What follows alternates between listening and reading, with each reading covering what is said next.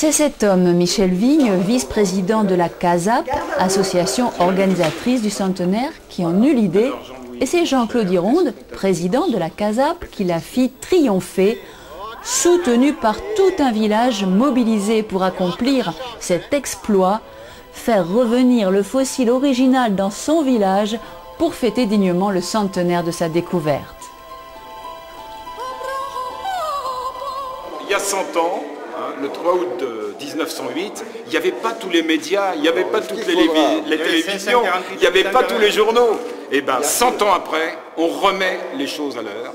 Voilà l'importance du sujet. C'est une découverte qui a remis des idées, disons, qui a apporté de nouvelles notions, de nouvelles idées à la paléontologie humaine. Exactement. Qui a remis en cause l'histoire de l'homme.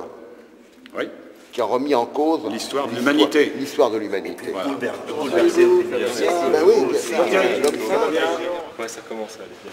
Ça commence à aller bien. Ça va. Il est arrivé. Il va arriver. Ben, j'avais dit la demi. Il y a encore 2 minutes. À l'instar des chefs-d'œuvre les plus réputés, le fossile fut acheminé en fourgon blindé depuis le musée de l'Homme à Paris, où il réside depuis 100 ans. Ce jeudi 31 juillet 2008 allait faire date pour tous ceux qui allaient avoir le privilège d'assister à la scène. Le transfert du fossile a été une idée originale apportée par Michel Vigne. Il faut lui rendre hommage. Parce qu'il a eu un trait de génie.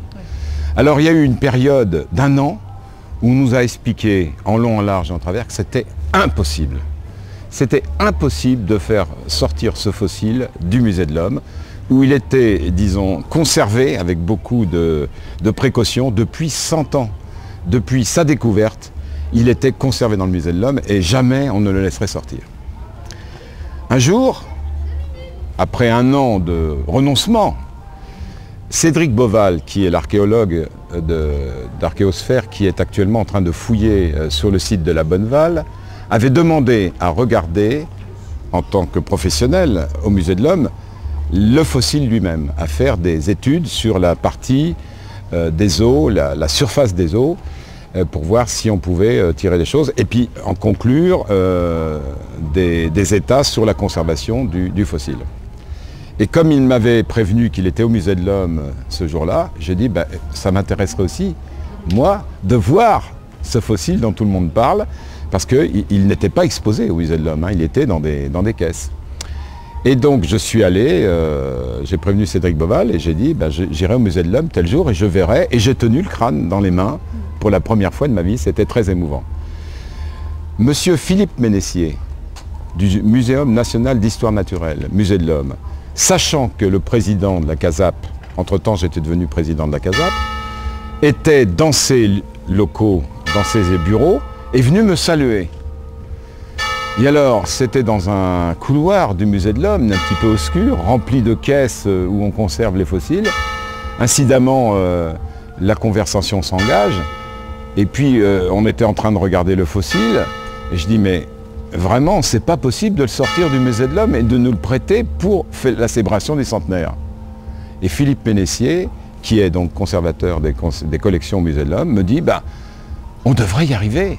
Il faut demander, faire des papiers, prendre un transporteur agréé, faire garder le fossile, mais si vous offrez toutes les garanties, il n'y a pas de raison qu'on ne puisse pas le sortir.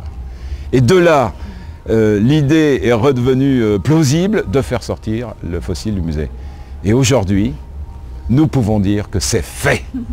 Alors, j'étais moi-même, pour être sûr que tout se passe bien, au musée de l'Homme à 7 h du matin pour bien vérifier que le fossile montait dans le gros camion du transporteur. Et il était donc là l'après-midi. Et ce qui était tout à fait exceptionnel, et donc M. Jean-Louis M, le professeur du Muséum national d'histoire naturelle, professeur au musée de l'Homme, Jean-Louis M, a expliqué que c'était la première fois depuis 100 ans qu'on exposait en même temps le crâne et le fossile. Et en plus, sur les lieux de la découverte.